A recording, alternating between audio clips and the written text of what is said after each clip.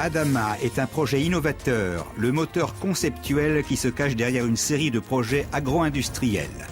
Dans le cadre de l'initiative conjointe d'un gouvernement local et d'un groupe financier israélien, Adama peuple des zones périphériques éloignées selon les priorités du gouvernement hôte. Adama intègre l'agriculture et l'agro-industrie, contribuant ainsi au développement de la région dans son ensemble. Son objectif est de faire revivre une région et de construire une communauté forte, unie et autonome. Adama s'inspire du concept israélien du moshav, une localité agricole moderne où des fermes fonctionnent en coopérative et forment de vibrantes communautés. Le projet englobe un groupe de villages habités par plusieurs dizaines ou centaines de familles de fermiers. Chaque famille reçoit une maison de la même taille avec chambre à coucher, cuisine et salon, douche et toilette. Les familles reçoivent des animaux de ferme et quelques hectares réservés à leur exploitation privée. D'importants terrains servent l'ensemble des villageois pour l'exploitation en coopérative et les revenus sont partagés de façon égale. Chaque village a son école, son église et un dispensaire, ainsi qu'un réseau électrique et d'alimentation en eau potable. Un centre logistique est construit au cœur du projet, comprenant des installations pour le traitement des produits agricoles, comme les œufs, les produits laitiers et les légumes, et des services mécaniques et administratifs. La production agricole de l'ensemble des fermes est collectée dans le centre agro-industriel, dont le soutien logistique et industriel permet l'exportation des produits vers la capitale et le reste du pays.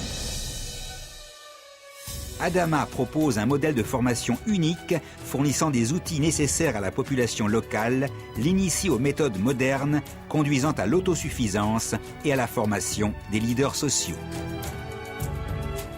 Des conseillers en agriculture enseignent aux fermiers ces méthodes modernes, tandis que les conseillers sociaux aident les familles à s'adapter à leur nouveau mode de vie dans le village. Un projet est implanté avec succès en Angola depuis 2003. Là où les tracteurs et moissonneuses-batteuses modernes relevaient de l'utopie il y a quelques années seulement, ceux-ci font maintenant partie intégrante de la vibrante réalité grâce au projet angolais d'Adama, Aldea Nova, les nouveaux villages. Le projet Aldea Nova a permis de peupler des régions éloignées du pays tout en aidant à soigner les plaies de la société angolaise. Grâce à lui, soldats démobilisés et rebelles de l'UNITA vivent en bon voisinage. Des localités agricoles se sont industrialisées et l'infrastructure de toute une région s'est développée. Lorsqu'ils quittèrent l'Angola en 1974, les Portugais laissèrent derrière eux une terre stérile et une violente guerre civile de près de 3 décennies. La guerre fit sombrer l'Angola, pourtant si riche en ressources naturelles, dans le chaos économique et fit d'une grande partie de la population des réfugiés. Des soldats démobilisés devinrent des chômeurs sans logis. 600 familles ont été sélectionnées pour participer à la première étape du projet. Parmi elles, 200 familles de militaires démobilisés et 200 familles d'anciens de l'UNITA. Le projet a réussi à rassembler les ennemis d'autrefois. Le gouvernement angolais a choisi la vallée de Wakokungo pour installer le projet à environ 400 km de la capitale, Luanda. Les grandes distances ont créé des problèmes logistiques sérieux. L'équipement et les matériaux de construction devaient être transportés depuis Luanda sur des routes presque impraticables, provoquant des retards très importants. Mais un effort conjoint a permis aux dirigeants du projet de surmonter ces problèmes, donnant son élan au projet. Des équipements mécaniques lourds sont arrivés dans la région en grande quantité et des matériaux de construction ont été produits localement, créant des emplois pour la population locale. Les villages portugais abandonnés ont été reconstruits, de nouvelles infrastructures d'eau et d'électricité ainsi que des réseaux de communication et de transport ont été mis en place. Des églises, des écoles et des dispensaires ont également été rénovés. Malgré les premiers retards, la construction des 4 premiers villages Aldea Nova a été terminée dans les temps. En 2006, les premières familles se sont installées dans leur nouveau foyer.